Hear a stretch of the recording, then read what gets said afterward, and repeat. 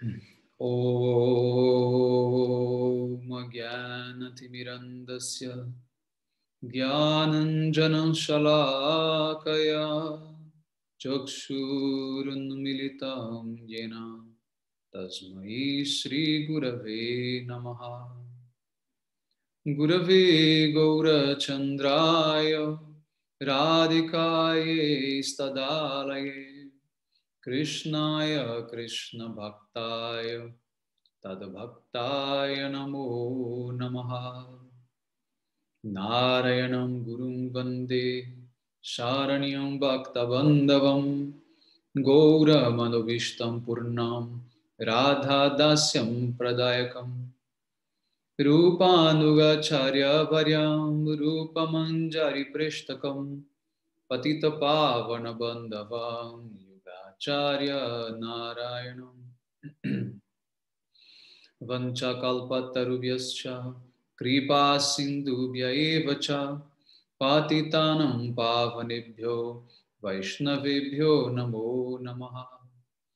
Namo Mahavadanyaya Krishna Prema Pradayate Krishnaya Krishna Chaitanya Namne Gaura Twise Namaha.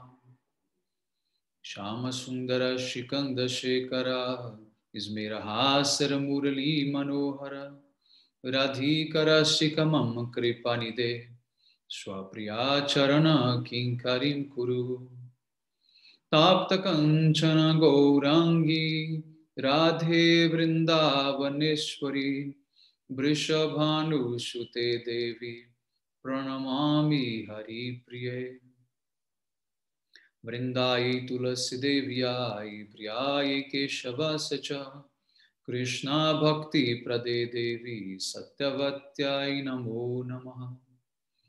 Shri Krishna Chaitanya Prabhu Nityananda Shri Advaita Gadadhar Shri Vasadi Gaura Bhakta Vrinda.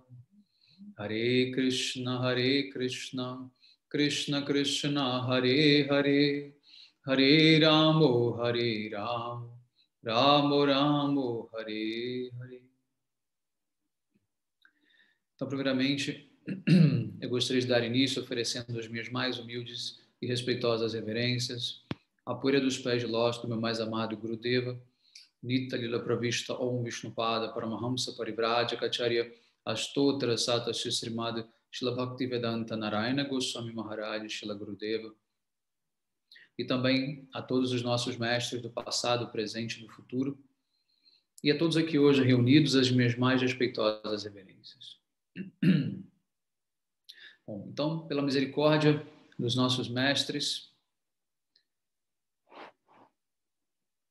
do passado, presente e do futuro, nós podemos nos reunir aqui hoje, mais uma vez, para conversar um pouco sobre esse assunto que é muito importante, que é sobre o Guru. Quem é o Guru? Quais são as qualificações de um Guru? Quem pode ser Guru? Qual o papel de um Guru? Algumas pessoas podem ter achado que essa chamada para essa palestra com o título Guru ou Psicólogo pode ser que eu esteja querendo colocar como uma opção. Ou você escolhe um guru ou você escolhe um psicólogo. Não, não é essa a intenção desse título. A intenção é: o guru não tem que fazer o papel de psicólogo. Tá? Ou seja, ou ele é um guru ou ele é um psicólogo. Mas toda a minha intenção aqui é analisar o papel do guru. Tá? Então eu vou apresentar para vocês, baseado no conhecimento védico, as características de um mestre espiritual,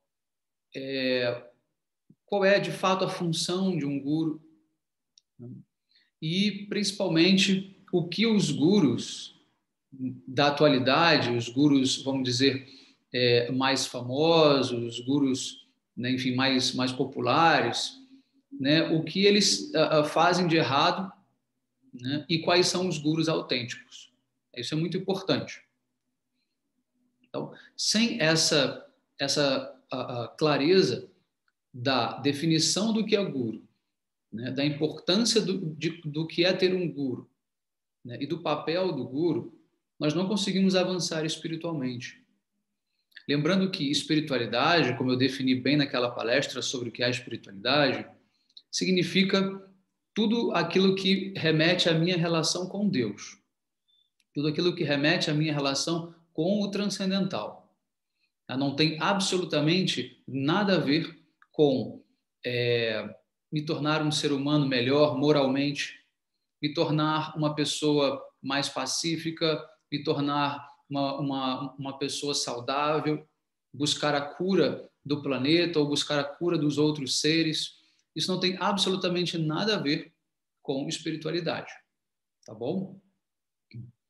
Então, por uma ligação quase que, vamos dizer, assim, ontológica, né? O guru também não pode ser aquele que vai ficar preocupado com esses aspectos, né, emocionais, aspectos, vamos dizer, terapêuticos, né, aspectos morais, né, do seu discípulo, como se ele fosse um psicólogo. Tá? Então, como na verdade a maioria desses gurus e das pessoas que buscam por isso não tem a clareza do que é espiritualidade, elas acabam esperando e atribuindo ao guru o papel de um psicólogo. É aquela pessoa que vai acalmá-la, que vai ouvir os problemas dela, que vai ensiná-la a ser mais tolerante, que vai ensiná-la a ser mais paciente, que vai ensiná-la a despertar, enfim, o altruísmo, que vai ensinar ela a dominar os seus medos, que vai ensiná-la a, enfim, uma série de coisas que não tem absolutamente nada a ver com a nossa relação com Deus. Tá? Mas aí você pode perguntar, Swami, uma pessoa que tem um bom comportamento, uma pessoa que tem uma moral elevada, né, uma ética elevada, ela é uma pessoa que é evoluída espiritualmente. Eu falei, não necessariamente. Mas, ao mesmo tempo, um mestre, um guru autêntico, ele também vai exigir do seu discípulo um comportamento moral adequado? Vai, com certeza. Mas isso já entra dentro, né, embutido naquele pacote que é o nosso desenvolvimento espiritual enquanto a nossa relação com Deus. Isso não está separado. Tá? Mas hoje, o que a gente vê? Não hoje no sentido de poucos séculos para cá, tá? Porque a história védica ela é muito longa. Então, quando eu falo hoje, você pode contar aí 2 séculos, pelo menos. Né? O hoje para a história, para a história ocidental é 10 anos no máximo, 20 anos. Mas o hoje para nós você pode colocar aí pelo menos 2 séculos que nós temos aí de uma grande movimentação de diferentes gurus, né? Enfim. E depois, com o advento da New Age, você tem um novo formato de guru, né? Então, terminou que é feita o quê? Uma associação automática de ser um guru e, ao mesmo tempo, ser um psicólogo. Querem um exemplo disso? Aqui no Brasil, nós tínhamos, né, o Prem Baba, né? Alguém que, por exemplo, já deve ter ouvido falar sobre o Prem Baba, né, que ficou aí famoso como sendo um guru, tá? Que já não é mais, já caiu da sua posição de guru, ou na verdade nunca esteve nessa posição de fato, mas ele pelo menos perdeu o status que ele tinha devido ao seu mau comportamento, né? Enfim. E qual é o background dele? É psicologia. Então, por que ele fez tanto sucesso? Porque as pessoas estão, na verdade, muito mais preocupadas com o bem-estar delas do que com o desejo de estabelecer uma relação com Deus. com o desejo de fato, entrar nesse processo da disciplina espiritual. Então, você tem toda aquela espiritualidade de fachada, né, que, na verdade, se resume a quê? A uma relação de paciente e psicólogo. Então, o guru vai simplesmente fazer uma série de dinâmicas e trabalhos que vai, enfim, tentar harmonizar o aspecto psicológico, né, dos seus discípulos. Tá? Inclusive, no caso do próprio Pembaba, fazendo uso de plantas alucinógenas, como a ayahuasca, por exemplo, que são extremamente danosas e, enfim, e acabam criando até uma perturbação maior do que o que a pessoa tinha antes dela entrar nesse meio. Né? Então, infelizmente, eu observo há muitos anos esse movimento, conheço muitas pessoas ligadas e eu vejo que todos acabam se tornando extremamente, vamos dizer, prejudicados, acabam sendo, né, extremamente prejudicados pelo uso contínuo dessas substâncias que prometem um grande paraíso, que prometem um grande milagre, uma grande cura que, na verdade, nunca vem. E aí as pessoas acabam ficando dependentes dessas substâncias, desses rituais vazios, né? E pronto, aquilo vira uma muleta. Né? Aquilo vira uma muleta. Você apenas substitui, né, uma pela outra. Né? Então, isso é um grande problema.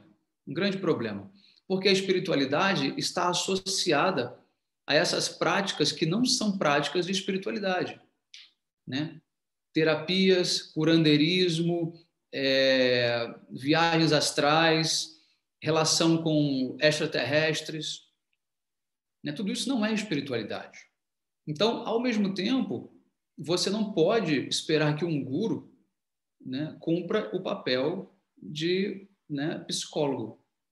Tá? Então, o que os Vedas dizem sobre um guru?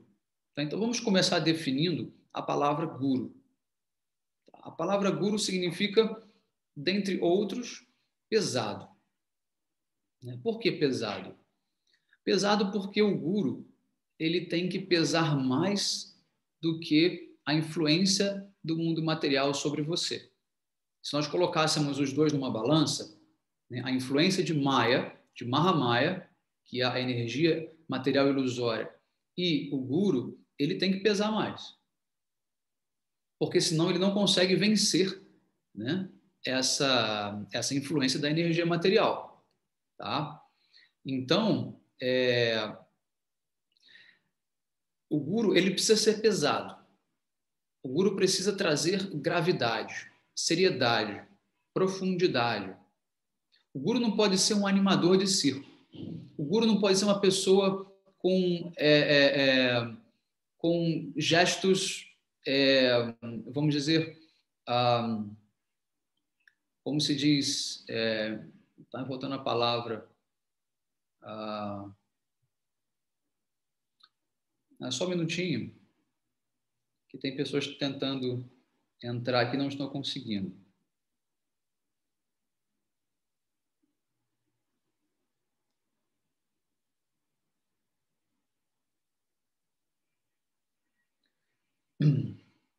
O guru não pode ter gestos soltos, né? O guru não pode estar sempre totalmente, vamos dizer, à mostra. O guru tem que ser uma pessoa reservada, uma pessoa que sempre centrada, né? Sempre dominando as suas emoções, dominando os seus gestos, o seu comportamento, porque ele é uma âncora. A âncora ela é mais pesada. Né? Então, o guru ele tem que ser uma âncora para nós. O que nós vemos hoje nesse aspecto psicológico das pessoas? Pessoas extremamente excitadas. A própria palavra em inglês, excited. Os americanos gostam muito de usar essa palavra. I'm very excited. Eu estou muito empolgado. Estou muito excitado, muito estimulado. E você pode ver que o próprio norte-americano ele tem um jeito de falar que é assim, né? Extremamente espalhafatoso. né? Rápido, energético, né? Enfim, com o olho sempre muito aberto, aquela coisa muito assim, um frenesi, né? Esse é o norte-americano, né? Então, isso demonstra um desequilíbrio psicológico das pessoas. Isso demonstra que, na verdade, as pessoas estão muito deprimidas e estão como que tentando sair de dentro desse buraco desesperadamente.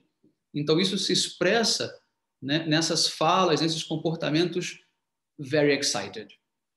Tá? As pessoas estão perdendo essa gravidade, esse equilíbrio, essa plenitude, essa calma, porque elas têm que estimular a si mesmas e aos demais o tempo todo para sair desse buraco da ansiedade, para sair desse buraco como, da depressão, né? Como se fosse como se você estivesse no mar tomando caixote atrás de ondas e você tem que estar tentando se levantar desesperadamente. Então, as pessoas estão nesse nível hoje, na sua grande maioria, né? Estão perdendo contato com o silêncio, com a tranquilidade, com a estabilidade interna. Tá? E elas acabam, portanto, atribuindo à figura do mestre espiritual alguém que tem solução para tudo, alguém que vai fazer elas ficarem felizes, só que essa felicidade que elas buscam é uma felicidade material, não é uma felicidade espiritual. Tá? Só que na verdade, a felicidade material, ela não está ligada necessariamente à felicidade espiritual. Tá? Uma coisa não tem absolutamente nada a ver com a outra. Você pode ser uma pessoa extremamente mal-sucedida no mundo material, que, sob alguns termos, você seria considerado uma pessoa infeliz, mas você pode ser, ao mesmo tempo, extremamente bem-sucedido espiritualmente e feliz. Então, essa é a felicidade real. É quando você está conectado com Deus, você está conectado automaticamente com a sua essência, com a sua alma. Não é essa pessoa que você está aqui agora encarnando. Estou falando da alma. E automaticamente você tem a capacidade de passar por cima de todos os problemas e desafios que o mundo material traz. E aí você consegue essa estabilidade, essa satisfação e essa felicidade que nós chamamos de Ananda, a bem-aventurança. E essa bem-aventurança, ela só é possível quando você entra na dimensão da alma em conexão com Deus.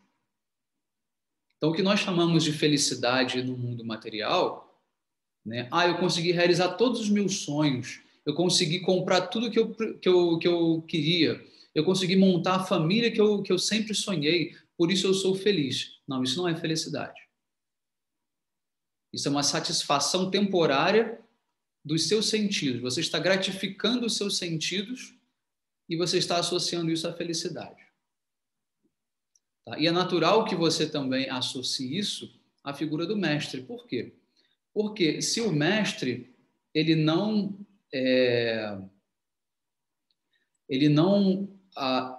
mesmo não tem essa relação com Deus, ele mesmo não é autorrealizado, ele também não pode oferecer isso para ninguém.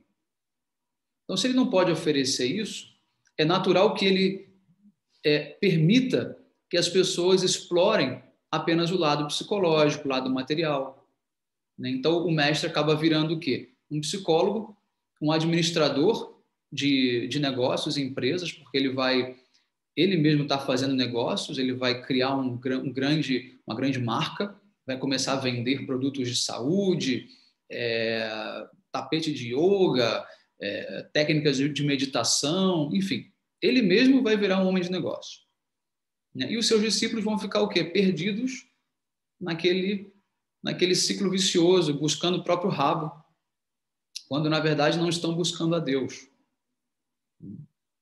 Então, o guru tem que ser pesado. O guru não pode ser um palhaço de circo, um animador de festa. E isso a gente vê hoje acontecendo. Os gurus têm que ficar o tempo todo very excited para poder manter os seus discípulos very excited, porque senão todo mundo acha que esse guru não funciona. Se esse guru não dá uma bem-aventurança imediata, se ele não dá uma felicidade imediata, então esse guru não é bom. Né? Então, as pessoas têm uma ideia errada de guru, têm uma expectativa errada sobre o guru, e os aproveitadores, que não são gurus, e sabem que não são gurus, vão usar essas pessoas para um fim maligno. Tá? Agora, a culpa é de quem? A culpa é dos dois. Né? Se um guru ele cai da sua posição, né? Vamos dizer que ele tenha relações ilícitas com outras pessoas, vamos dizer que ele cometa algum crime, ele mate alguém, que ele seja corrupto, né? Enfim, que ele obtenha uma fortuna de maneira ilícita, enfim, que ele minta, que ele dissimule. São vários pecados que podem levar um guru a cair. Tá? Não é simplesmente uma relação ilícita com alguém sexualmente. Não. Um guru caído é por vários aspectos. Né? Só que essa coisa do escândalo sexual, ele acaba sendo mais assim, explorado, né? Mas não é só isso que faz um guru caído. Tá? Então, esse guru, ele tem a sua responsabilidade porque ele sabe que ele não é um guru. Né? Ele está apenas se aproveitando da inocência dos demais, mas esse discípulo também tem a sua responsabilidade, porque ele também não procurou um guru da maneira correta.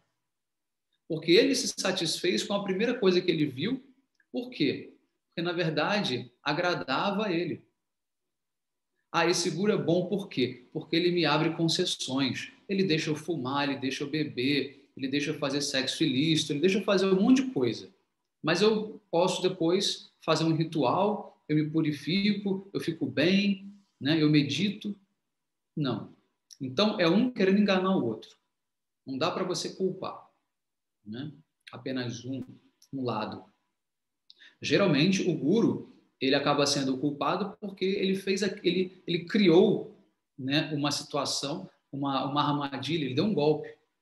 Tá? Só que aqui nós estamos falando de uma relação que está no âmbito kármico. Tá? Então, todos têm responsabilidade. É claro que o guru será punido, né, vamos dizer assim, criminalmente por aquilo, né, e os discípulos não.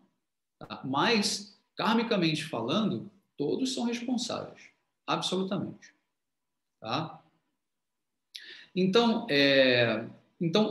o guru tem outro significado da palavra guru, tá? Que significa aquele que remove a escuridão. Que escuridão é essa? É a escuridão da ignorância. Quando eu começo a minha aula, eu sempre invoco uma oração, um pranama mantra, que diz: Agyana timirandasya gyanam janam shalakaya chakshuru numilitam udena tasmai shri gurave namaha. Esse mantra diz: eu ofereço minhas reverências ao meu mestre espiritual, que, com a tocha do conhecimento transcendental, removeu a ilusão da ignorância na qual eu me encontrava. Os Vedas dizem que o maior problema que nós temos é a ignorância, chamada de avidya ou agyana. Tá? Ignorância significa o quê? Você estar totalmente alheio da verdade. E aqui eu não estou falando de uma verdade subjetiva. Estou falando da verdade objetiva e eterna e universal e atemporal, porque ela existe. Tá? Não adianta querer achar que cada um tem a sua verdade, que isso é um relativismo completamente ignorante. Tá? A verdade universal existe. E todo o nosso esforço deve ser para conhecê-la. E uma das coisas que esses gurus, falsos gurus, mais gostam de fazer é dizer que cada um tem a sua verdade. Aí fica fácil. Fica fácil você mentir, você dissimular, você inventar, você criar. Porque cada um tem a sua verdade. Só que num plano num plano imanente, num plano transcendental, várias verdades vão entrar em conflito.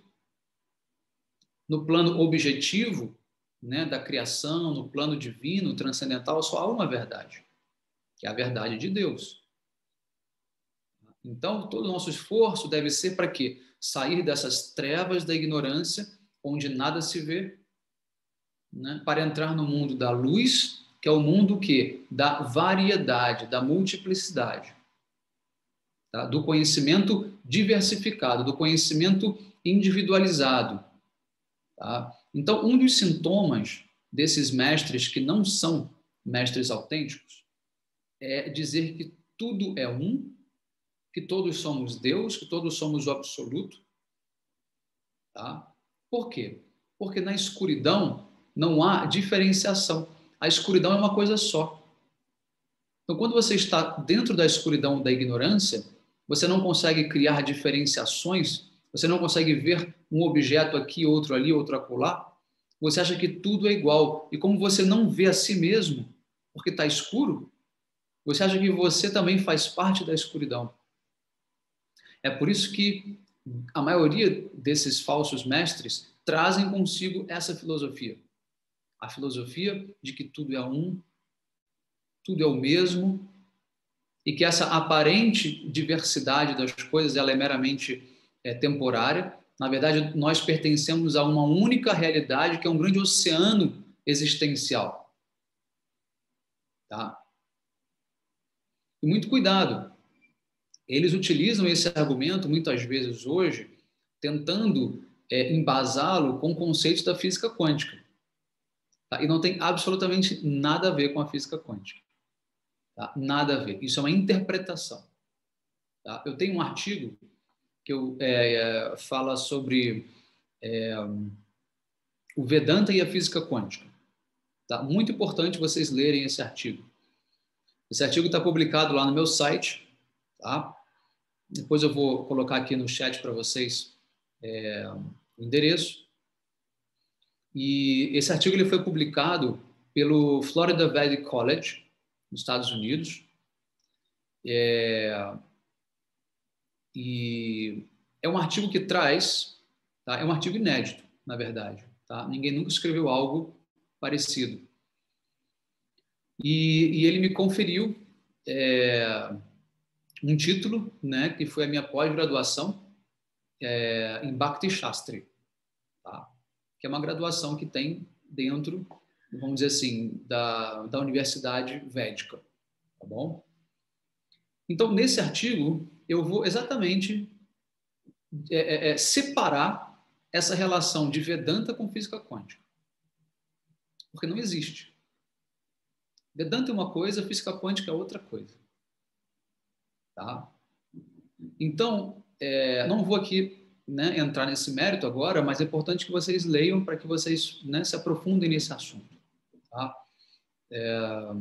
Quem sabe um dia eu comece a fazer algum tipo de vídeos com React, né, colocando o videozinho de outras pessoas e analisando em cima. Eu penso muito em fazer isso um dia. Tá? É muito interessante. Eu fico até assim um pouco, muitas vezes até constrangido, né, de você expor alguém e ficar analisando aquela pessoa ali em público, mas enfim, o vídeo dela já é público, né? Ela já está sujeita a críticas, assim como eu também estou. Né? Eu não me incomodaria se alguém fizesse um react comigo. Né? Isso me daria a oportunidade de poder até me explicar melhor, caso eu não tenha me expressado bem. Mas é tão interessante, porque daí vocês começam a ver ponto por ponto como 99% de todos esses ditos mestres espirituais estão simplesmente fazendo um jogo de palavras, criando falsas lógicas, né?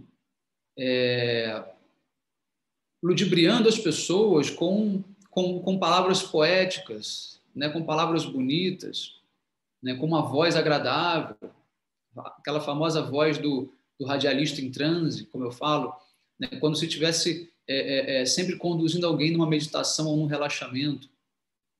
Né? Isso não é espiritualidade, isso não é um mestre de verdade. O mestre de verdade é aquele que vai te disciplinar, É aquele que vai apontar os seus defeitos, é aquele que vai expor os seus defeitos, todos eles, e vai fazer com que você se torne uma pessoa completa, não só no lado comportamental, mas também, principalmente, no lado espiritual. Tá? Agora, por que eu falo que o guru não é um psicólogo? Porque por mais que ele estabeleça princípios morais, tá? Ele não vai ficar com você, né, remoendo aquela coisa. Ele vai te dar e você vai ter que trabalhar. Você pode buscar um psicólogo para você fazer um trabalho nisso? Pode, sem nenhum problema. Aqui ninguém é contra psicólogos. Inclusive, minha mãe está aqui na palestra, ela é psicóloga, eu cresci com uma psicóloga em casa. Ninguém é contra psicólogo. Agora, você não pode associar uma coisa com a outra. Guru é guru, psicólogo é psicólogo. Se você tem traumas, se você tem problemas, se você tem recalques, se você tem, enfim, coisas mal resolvidas na sua vida emocional, na sua vida material, enfim, financeira, profissional, isso é um papel do psicólogo. Não tem absolutamente nada a ver com o guru.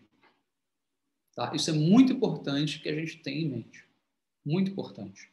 Então, quando você fica diante de um mestre, de um guru de verdade, né, a grande maioria dessas pessoas se decepciona. Fala, poxa, eu achei que ele fosse uma pessoa doce, uma pessoa agradável, que fosse falar palavras, né, assim, poéticas, tão lindas, que fosse me conduzir numa meditação profunda, que eu fosse sair dali flutuando. E, na verdade, ele começa a te colocar diante de uma realidade, né, completamente diferente, né? Ele começa a te controlar no sentido de te monitorar. A palavra certa é monitorar. Ele começa a te monitorar, ele começa a te educar como se você fosse uma criança, que precisa ser corrigida a todo momento, que precisa ser monitorada a todo momento, porque não sabe o que está fazendo.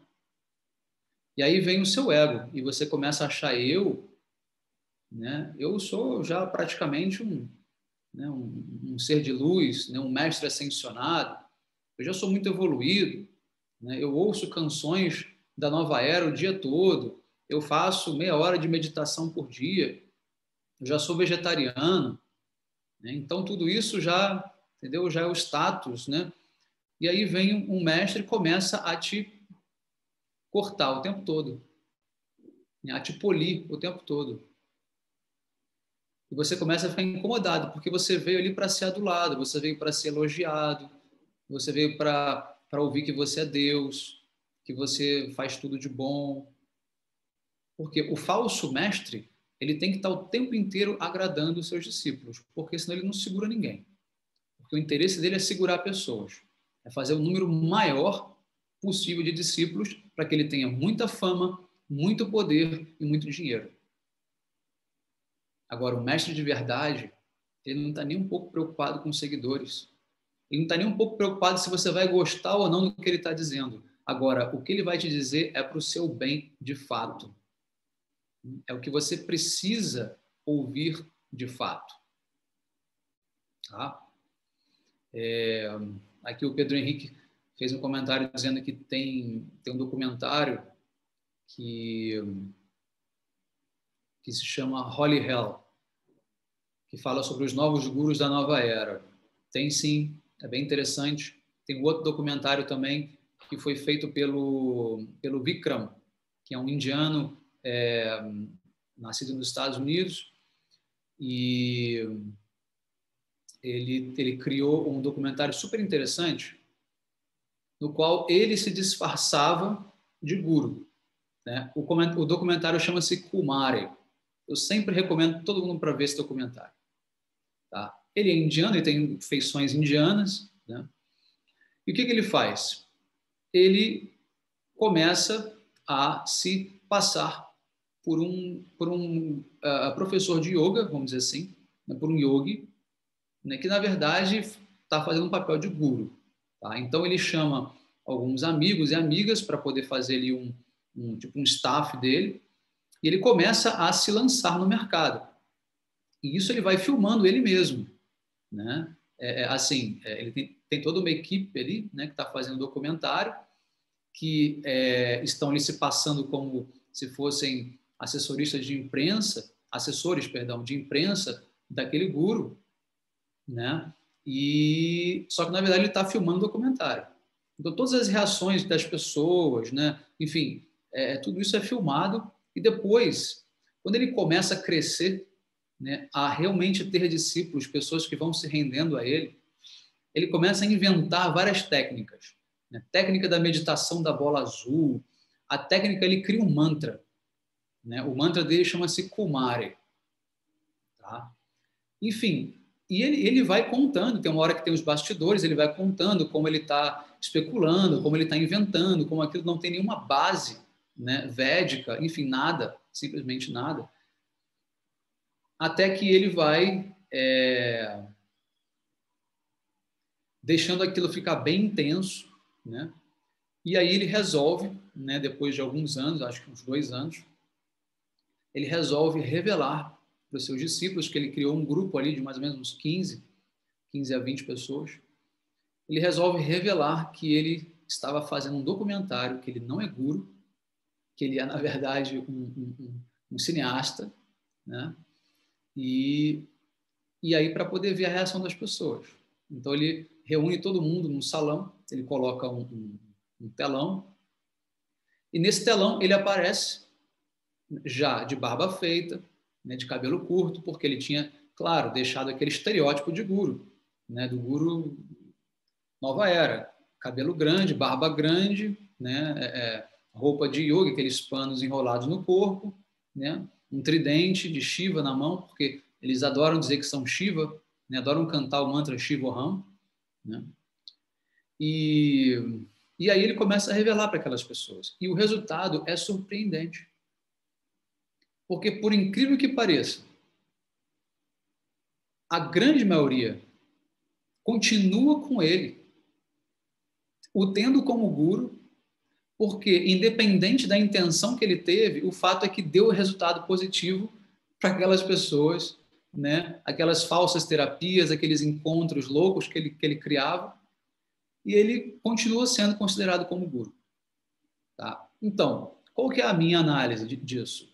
Primeiro, ele não era um guru, no sentido de que ele não estava levando as pessoas para Deus, para o transcendental, ele estava simplesmente nesse trabalho terapêutico com elas, né, de psicólogo, basicamente, ou de acompanhante, porque a maior parte dessas pessoas tem muita carência, né, muita carência. Elas precisam não só do guru como psicólogo, mas como pai, como esposo, como irmão, como filho, como amigo, né? Esse tipo de guru vai suprir todas essas carências das pessoas, né? Então, quem se presta a esse trabalho, né, está ciente disso. Mas ele não pode ser chamado de guru. Não pode ser chamado de guru. Tá? E outra coisa é que a necessidade que as pessoas têm, né, como eu estava explicando, de ter a associação com alguém, porque elas são muito carentes, faz com que elas aceitem, mesmo serem enganadas e sabendo que foram enganadas, mas para ainda assim manter aquela relação com aquela pessoa, porque já não faz mais sentido a vida sem aquela pessoa. Tá? Junto disso, nós temos um outro problema que a gente chama que é a síndrome de Estocolmo, né? Ou de Estocolmo, em português. Essa síndrome de Estocolmo, o que ela faz? Ela cria uma dependência da vítima para o seu algoz. Né? Por quê? Porque uma pessoa que está submetida, né, a um domínio, a uma opressão muito forte, abusos, né, isso chega até em níveis também de ditaduras, enfim, não só no nível pessoal, mas também no nível coletivo, né, de grandes opressores, né? Enfim, pessoas que estavam ali oprimindo alguém por diversos aspectos, diversas maneiras, enfim, aquela pessoa, por ela ter promovido o seu opressor durante muito tempo e ter elogiado ele, ter achado que ele era, de fato, uma grande pessoa, acaba ficando com medo, né, de se expor ao coletivo e dizer que, na verdade, foi um equívoco. E aquela pessoa que ela achou que fosse um grande mestre, na verdade, não é um grande mestre. Então, isso começa a afetar a própria vaidade e o orgulho dela. Então, ela prefere manter o status de que está tudo bem, o meu mestre continua sendo o melhor mestre, mesmo que por trás ele esteja fazendo coisas horríveis, porque eu não quero perder nem a minha posição em relação à missão do mestre e também em relação à sociedade. Tá? Tem vários outros aspectos dessa síndrome, mas esse especificamente cabe em relação a esses gurus. Por quê? Porque eles têm uma missão muito grande, eles têm muito dinheiro, eles têm muitas facilidades. As pessoas basicamente passam a viver, depender. Então você tem moradia, comida, remédio. Né? O guru vai criando, né, uma situação, né? O próprio Rajneesh, por exemplo, o Osho, né, que criou lá nos Estados Unidos o Rajneeshpuram. Ele criou uma cidade. Né? E depois a estratégia que ele utilizou foi pegar todos os moradores de rua dos Estados Unidos inteiro, levar para lá, porque ele queria ter votos, né? Porque eles chegaram ao ponto de disputar para a prefeitura e eles acabaram se tornando ali, na verdade, os administradores daquela cidade inteira. Então, trouxeram pessoas que dependiam disso, de moradia, de saúde, de comida, para poder se tornarem eleitores, né, do Rajneeshpuram e, ao mesmo tempo, discípulos comprados. Então, todos passaram a elogiar o Rajneesh, porque ele é o grande salvador, porque ele fez o trabalho social que o governo não fez, né, etc, etc, etc. Então, essas pessoas, não importa o que o guru vai fazer, elas vão viver e vão explorar aquilo ali. São pessoas que não têm sinceridade. São pessoas que não têm um sentimento genuíno de buscar a verdade, de buscar Deus, né, independente de qualquer coisa. Né? Se o meu mestre fosse pobre e eu tivesse que todos os dias mendigar para trazer alimento para ele, eu faria isso com o maior prazer. Com o maior prazer. Por quê? Porque o meu mestre é um mestre autêntico. É um mestre que não está preocupado com seguidor, com dinheiro, com fama. É um mestre que pertence a uma linhagem de mestres autorizados, dentro das 4 escolas iniciáticas autorizadas pelos Vedas. É muito importante que vocês percebam que não é qualquer um que pode ser guru. Você tem que pertencer às escolas iniciáticas que os Vedas autorizaram. Então, tem um verso nos Vedas, do Padma Purana, mais especificamente, que diz que existem 4 escolas iniciáticas autorizadas. Shri, Brahma, Rudra e Sanaka. Então, se o seu mestre não pertence a nenhuma dessas escolas, já começando por aí, ele já não pode ser um mestre. Já não pode ser um mestre. Tá? Se ainda assim ele pertencer a uma dessas escolas, ele deve cumprir com alguns pré-requisitos para continuar sendo um mestre autêntico. E se ele não cumprir, ele deve ser rejeitado. Quais são? Vamos falar um pouco, então, sobre as características desse mestre. Tá? Então, nós temos vários versos nos Vedas que explicam quem pode ser esse mestre, tá? E como ele é. Então, eu vou citar um verso do Bhagavatam, por exemplo, que diz: Tasmad gurum prapadeta jigyasu shreya uttamam shabdeya parechanishnatam brahmani upashtamasrayam. Esse verso diz: o guru é aquele que tem o quê? Shabdeya pare. Ele tem um conhecimento transcendental. Não há nada que ele não saiba, não há nada que ele não possa responder sobre assuntos transcendentais. Ele deve conhecer todos os Vedas. Shabde Nishnatam. Ou seja, ele deve conhecer toda a literatura védica, ele deve saber de cor e salteado todos os versos dos Vedas, ou quase todos, mas pelo menos saber onde achá-los. Saber conciliar diferentes aspectos da literatura que são aparentemente contraditórios. Então, ele precisa estar muito bem versado, não só intelectualmente, mas também ter a autorrealização, ou seja, ter a experiência desse conhecimento. E o que é esse conhecimento? Esse conhecimento é Deus. Deus é o próprio conhecimento da verdade. A própria verdade é Deus. Eles são absolutos, eles são não diferentes. Então, quem conhece a verdade conhece Deus em pessoa, ou seja, Krishna. Então, o guru ele tem que conhecer Krishna, ele tem que ver Krishna. Ele tem que falar com Krishna, senão ele não é um guru autêntico. Tá? Aí vem a terceira parte, que é Brahmanya Upashamasrayam, ou seja, ele não pode ter qualquer tipo de afeto pelos seus sentidos materiais e nenhum tipo de apego material, apego por desfrute sensorial. Ele tem que ser completamente desapegado do mundo material. Ele não pode ter nenhum tipo de dependência, nenhum tipo de vício, né? Nenhum tipo de desejo por fama, por nome, por dinheiro, por discípulos, absolutamente nada. Aí tem outro verso que diz: Vacho vegam, manasa kroda vegam, jiva vegam, udaropashta vegam, etam vegam jovishaheta dhira, sarvam apimam prithivim sashishyat. Então, aquela pessoa que é capaz de controlar os impulsos da língua, ou seja, da fala, da mente, depois da língua enquanto paladar, né, do paladar, depois do estômago e dos genitais, essa pessoa é capaz de instruir o mundo inteiro.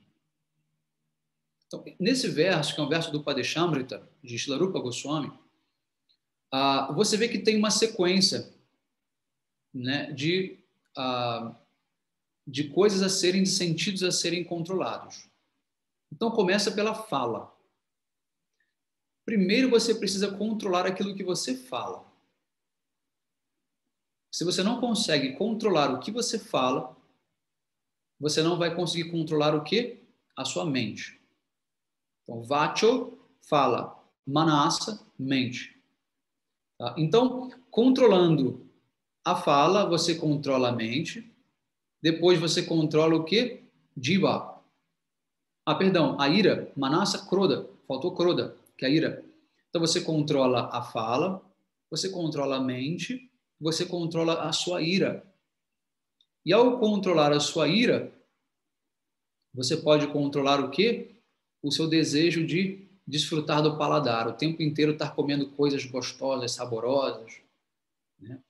Ao controlar a sua língua, você vai controlar o quê? O dhara, que é o seu estômago.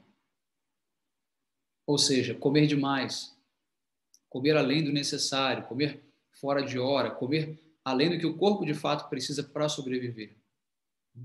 E controlando tudo isso, por último, vem o quê? O pasta vegan, ou seja, os impulsos dos genitais. Então, você precisa fazer essa sequência. Não tem como você pular uma etapa. Primeiro eu vou controlar os meus genitais, depois eu vou controlar a minha mente, depois a minha ira. Não dá certo. Tudo tem uma sequência. Tudo isso é científico. Então como eu vou controlar a minha fala? Né? Primeiro, ouvindo quem fala bem. Então você precisa ouvir do mestre. A palavra Upanishad, que se refere a uma seção literária dos Vedas, né, são corolários dos Vedas, significa o quê? Aos pés do mestre. O que você faz aos pés do mestre? Você ouve. Então, para purificar a sua fala, primeiro você precisa ouvir quem fala bem, ou quem já tem uma fala purificada. Segundo, você precisa aprender a falar coisas positivas. E qual é a coisa que tem de mais positividade no mundo? O nome de Deus. Então você vai praticar o mantra. Então você vai fazer uma prática de cantar o mantra. Hare Krishna, Krishna Krishna, Hare Hare, Hare Rama, Rama Rama, Hare Hare. Isso vai ajudar você a purificar a tua fala. E ao controlar a sua fala, ou seja, quando você já não critica, quando você já não fala coisas negativas, quando você já não fala coisas mundanas, quando você já não discute religião, política, etc, etc, quando você só fala de Deus, quando você só fala de coisas positivas, quando da sua boca não sai mais lixo, mas sim néctar, né? Sai mel, né? Aí você automaticamente vai conseguir controlar o quê? A sua mente. Né? A mente controlada acontece através do quê? Através do mantra. A palavra mantra, man, é mente, trai é conduzir. Então, quando você está cantando o mantra, você está automaticamente purificando a sua fala e também controlando a sua mente. É um trabalho coletivo, né? Praticamente simultâneo. Tá? Então, é uma boa fala, um bom exercício de fala que vai criar impressões na mente, porque você também ouve o que você fala. Né? Isso é importante. Você também ouve o que você fala. Então, isso vai purificar a tua mente, isso vai criar um outro padrão de pensamento e vai permitir que você controle, então, a ira. A ira, ela é também um grande obstáculo. A ira, ela destrói o quê? Os nossos méritos espirituais. Né? Vamos dizer que você se aproxima de Deus alguns passos. Se você tem um rompante de ira, você volta alguns passos. Então, a ira, ela não está presente na prática espiritual. Tá? E é uma das coisas mais difíceis da gente controlar. Mais difíceis. Tá? Então, ao controlar a sua ira, você vai controlar o quê? Então, a sua língua. Né? Você vai parar com essa necessidade de estar o tempo inteiro comendo coisas saborosas. Eu digo saboroso, coisas que são extremamente saborosas, coisas que excitam muito, né, os seus sentidos. Tá? É claro que todo alimento que você vai comer tem que ser saboroso. Comer coisas insoces faz mal para a saúde. O Ayurveda não recomenda você comer coisas só fervidas, por exemplo. Você tem que colocar um temperinho, porque isso faz parte do nosso organismo, né, receber esse estímulo. Né? E um paladar agradável, saudável, gera saúde também. Tá? Não é simplesmente, agora eu vou comer só polvilho seco, e assim eu vou controlar os meus sentidos, eu vou me tornar um grande yogi. Não vai. Não é assim que você vai conseguir fazer isso. Você pode manter uma alimentação normal, balanceada, saborosa, agradável, até porque antes de você comer, você tem que oferecer para Deus, para Krishna. Você não vai simplesmente comer. Ninguém simplesmente prepara e come alguma coisa. Quem faz isso, na verdade, é uma pessoa que não tem relação com Deus, que acha que ele é o topo da pirâmide, né? Que o mundo se resume nele. Ele esquece como que Deus, né, permitiu que o sol, a água, a terra, o vento, os animais, né, produzissem aquele alimento. O alimento não foi você que produziu, você só colocou a semente ali, você não fez a semente crescer. Então você tem que entender que o topo da pirâmide é Deus. Tá? Então, quanto mais você oferece o teu alimento, mais você também controla a sua língua. E automaticamente o estômago e depois os genitais. Tá? Não adianta você querer, por exemplo, se isolar numa floresta, numa montanha, e ficar lá sem contato com ninguém, né? Achando que você não vai trazer estímulos, né, para os seus sentidos e você vai conseguir controlar a sua luxúria. Você não vai controlá-la. Você vai suprimi-la por um tempo. É como se fosse uma mola. Você aperta aquela mola, mas quando você já não aguenta mais, você solta, ela volta. É por isso que muitos yogis, entendam bem, muitos yogis, tá, se isolam lá nos Himalaias ou nas florestas da Índia fazendo austeridades durante anos, tá? Desenvolvem vários poderes místicos, poderes paranormais, o que também não tem nada a ver com espiritualidade, tá? Voltam para a civilização, para quê? Para expor, para demonstrar essas habilidades, para conquistar o quê? Fama, seguidores, porque eles não são pessoas desapegadas do mundo, eles são apenas pessoas que se relacionam com o mundo de maneira diferente, mas eles não são desapegados ao mundo. Tá? Aquilo foi apenas uma etapa, mas eles têm uma meta maior, que é o quê? Fama, seguidores. Quase todos fazem isso, quase todos. Tá?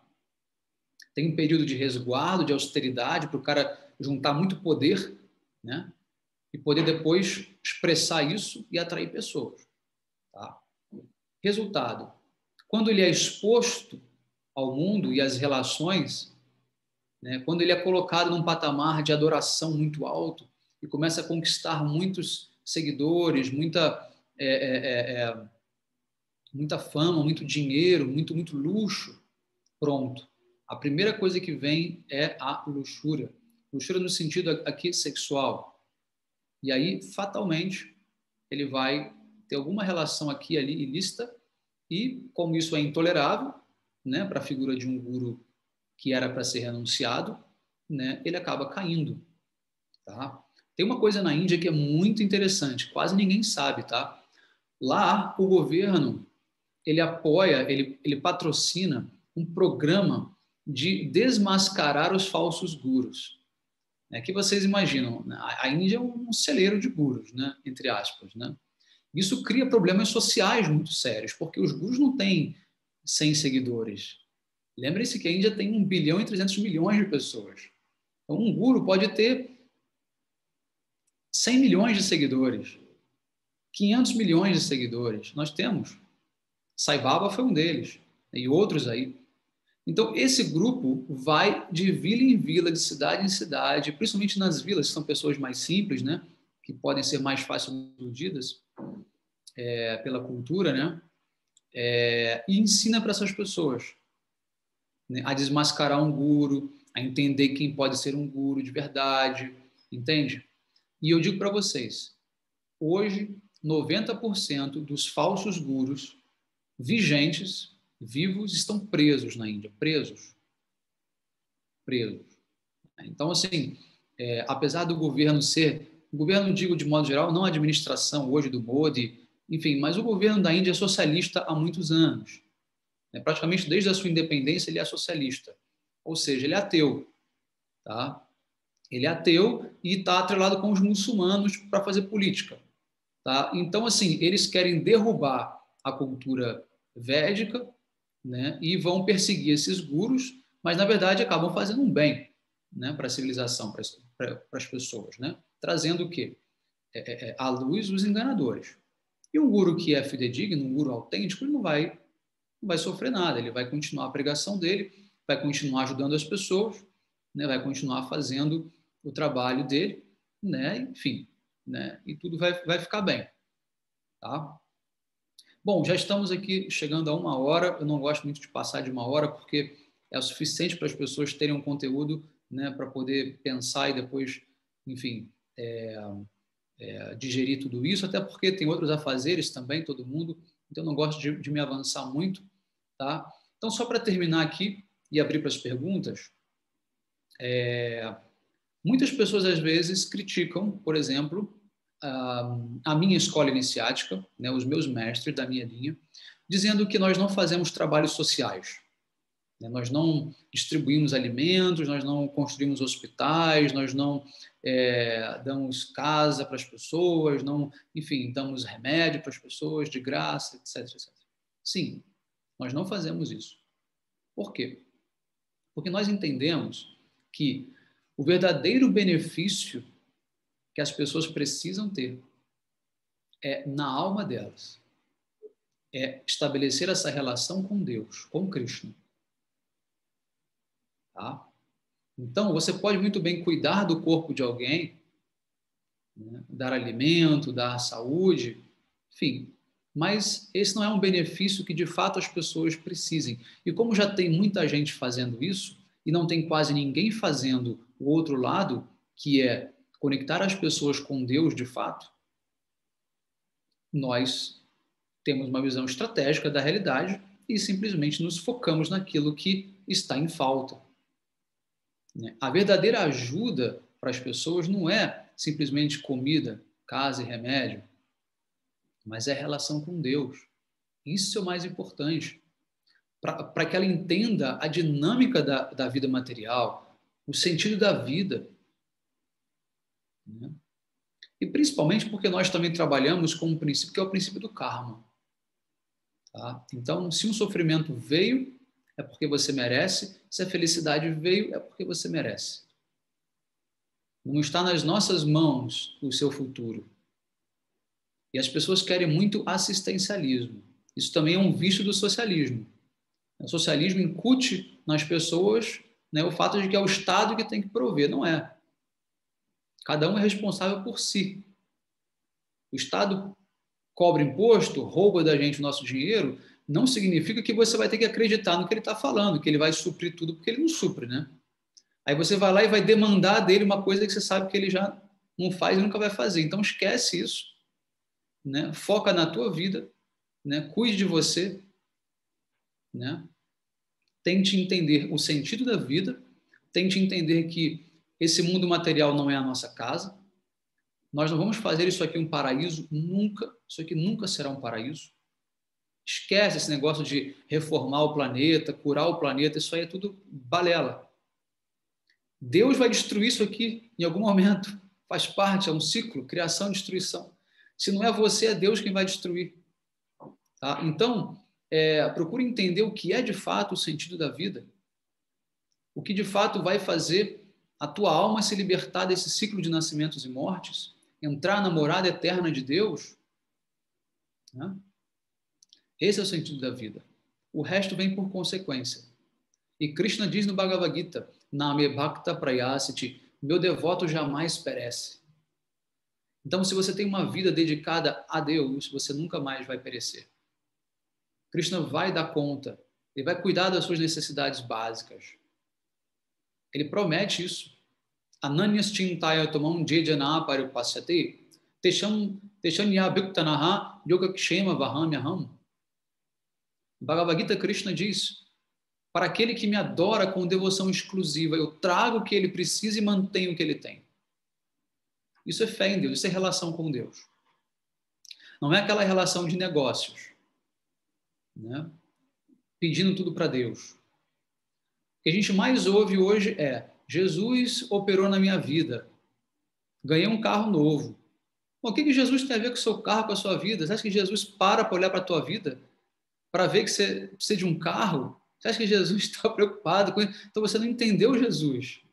Absolutamente. Você não entendeu Deus.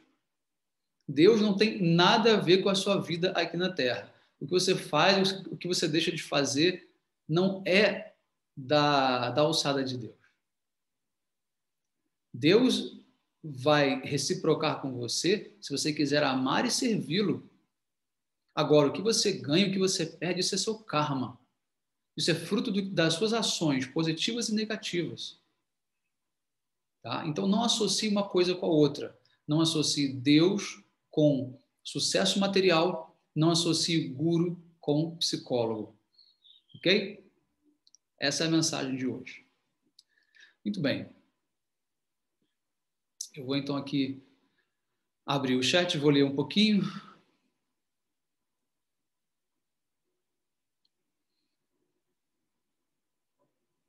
Bom, então a Nataline pergunta se o guru escolhe o discípulo ou o discípulo escolhe o guru. Depende, Nataline. Se for um guru autêntico, um guru verdadeiro, é ele que escolhe o discípulo. É ele que vem há várias vidas preparando aquele discípulo para receber essa iniciação.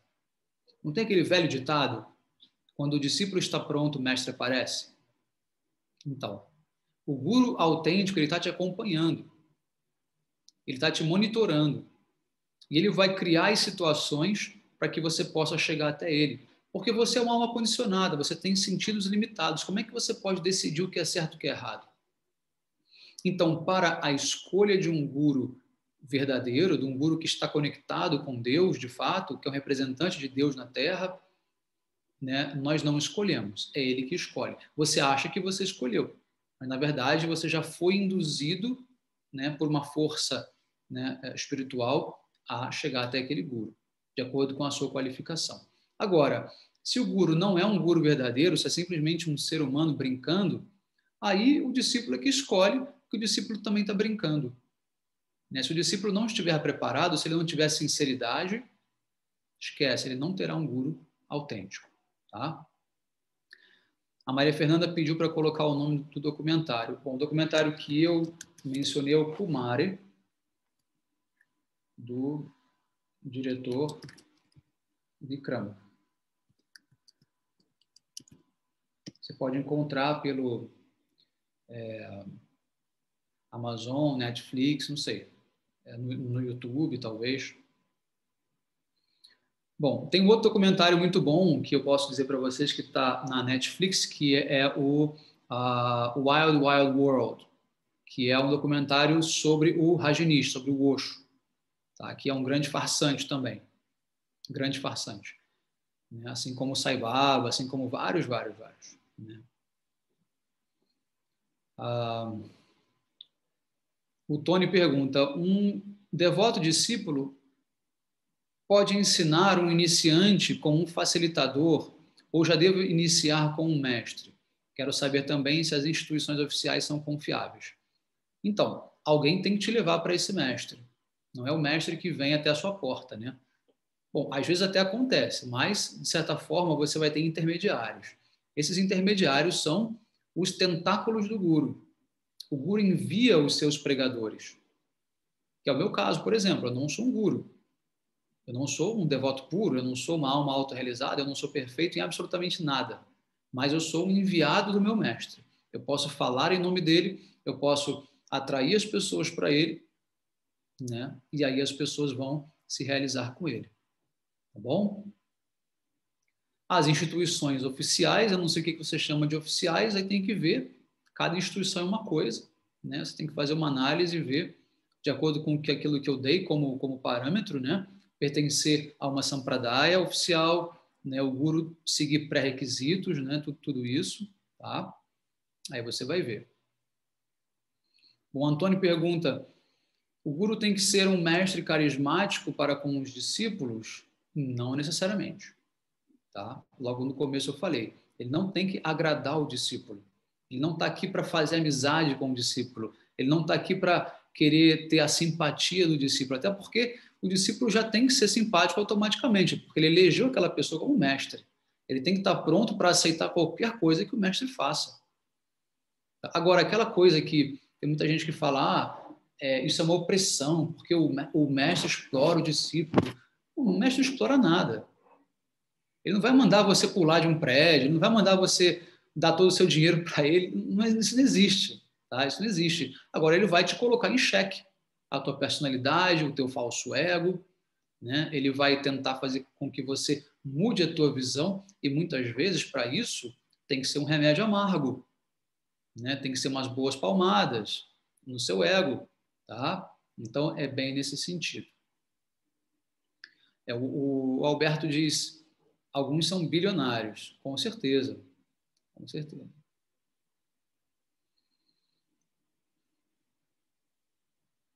Bom, o Pedro Henrique tem uma outra pergunta aqui. Maharaj, como ser uma pessoa ativa perante as situações e ter o correto entendimento sobre o que é karma e sobre o que tenho de tolerar e o que tenho de dever possibilidade de mudar?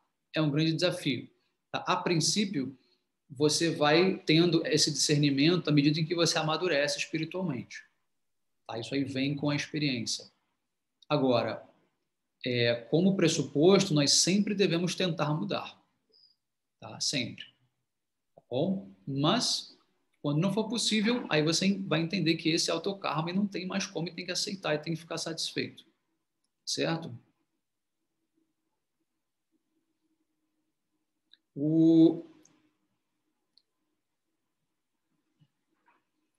A amiga do Achyuta pergunta: o guru desiste do seu discípulo quando ele ainda está muito perdido? É possível. É possível o guru, sim, vamos dizer assim, renegar um discípulo. Quando o discípulo faz um mau uso do seu livre-arbítrio, né, e toma atitudes muito assim bizarras, tá? E eu conheço um caso, por exemplo, que o Srila Bhakti Puri Goswami Maharaj, tá? Que teve que escrever uma carta, né, oficialmente excluindo aquele discípulo, porque aquele discípulo estava tentando dar um golpe, né, e controlar toda a missão de Srila Puri Maharaj. Tá? Então ele teve que, né, expelir aquele cara. Agora, não significa que num nível mais profundo o guru tenha se desconectado do discípulo. Não. Tá? Isso foi uma atitude temporária, tá? Para aquela vida, mas a alma daquele discípulo vai estar sempre ligada com aquele guru, né? Até que ele tenha a capacidade de seguir o processo corretamente. Então, de modo geral, o guru nunca abandona, tá? Eternamente ele nunca abandona. Ele pode, por uma necessidade aqui casualística, material, né, afastar, dar uma punição, que é uma espécie de punição, mas lembrem-se, o guru ele é um oceano de amor, um oceano de misericórdia, ele não é um carrasco. O guru não está aqui querendo o nosso mal, não está aqui para punir a gente, para fazer a gente sofrer. Não, isso não existe. O guru é um oceano de amor. Agora, o amor nem sempre é afago. O amor, às vezes, é duro, pesado, amargo, difícil. Tá bom? E principalmente aqui no Ocidente, nós temos que aceitar, né, sermos tratados dessa maneira pelo guru. Não é uma desonra, não é uma humilhação. Tá? Na Índia, principalmente, no Oriente, de modo geral, as pessoas são muito mais humildes, aceitam muito mais, né, serem retalhadas, serem corrigidas, muito fácil, muito fácil. Aqui no Ocidente tem um ego imenso, um orgulho, uma vaidade imensa, né? E o que atrasa a própria evolução das pessoas, tá bom?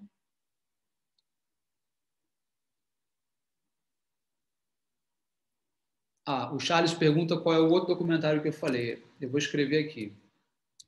É Wild Country, sobre o Osho. O outro eu já escrevi lá, tá? É o Kumari.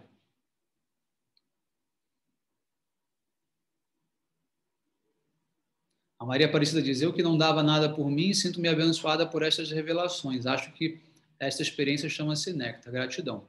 Eu que agradeço. Maria do Carmo agradece. Maria Aparecida também. Maria Fernanda também agradece. Então, o Alberto pergunta: teríamos, segundo os Vedas, obrigações em relação aos outros, como ajudar necessitados ou servir alguma sociedade de alguma forma, em algum nível? Não tem obrigação, tá? Não há obrigação.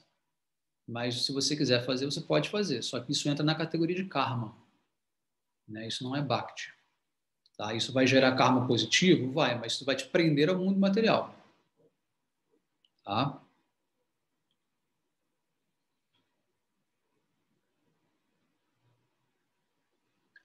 Muito bem. Então, a Maite agradece, a Carla também. Então, é isso. Tá bom? Então, um bom final de semana para todos.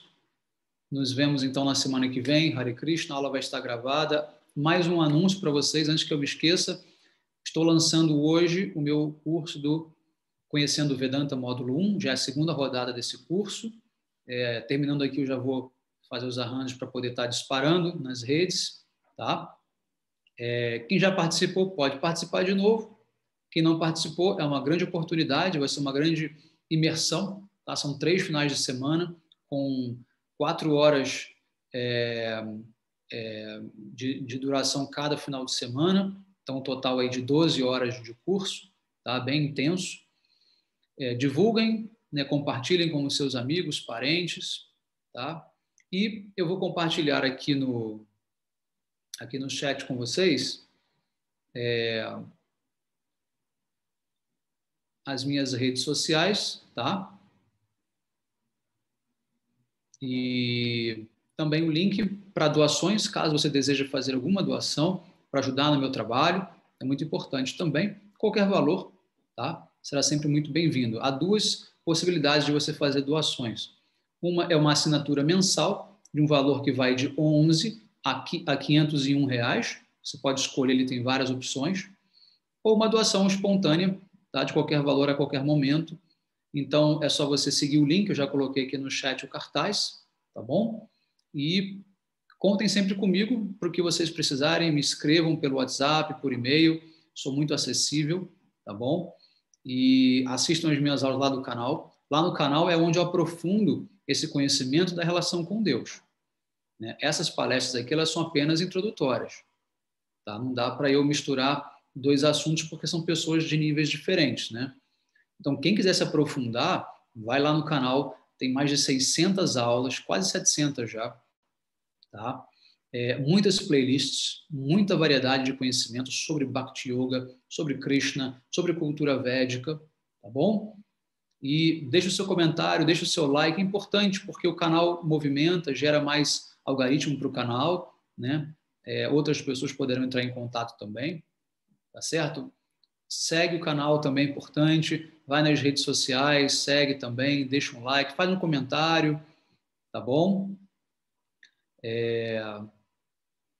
A Maite falou que o card não está visível. Tem que clicar e baixar, né? É assim que funciona, ele não vai aparecer, tá bom? Você precisa clicar. Então é isso, pessoal. Hare Krishna, um bom dia a todos.